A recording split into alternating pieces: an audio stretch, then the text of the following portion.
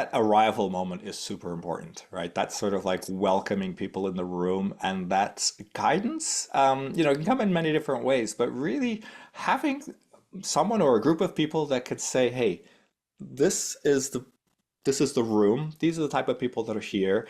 These are the type of conversations. This is the type of thing that's going to happen here. Can I help you meet someone? Can I help you connect with someone else?"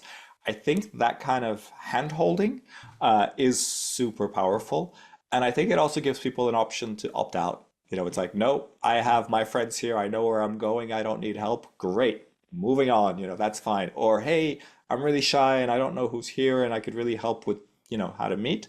I think that is, if you can filter that as people walk in, if you can kind of figure that out and get people to go in the right place and kind of help them, then that is for me what real guidance is.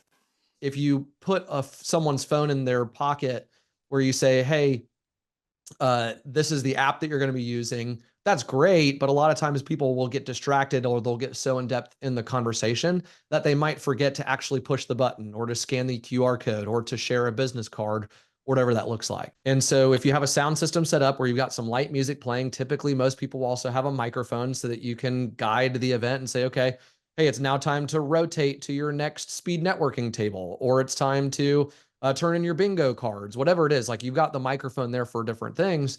And so simple reminders as you go. And again, like people don't necessarily need to be told, but they need to be reminded. And so if you say, hey, time to move on to the next networking table, but you have the next 30 seconds before you do it, you've got 30 seconds to exchange information.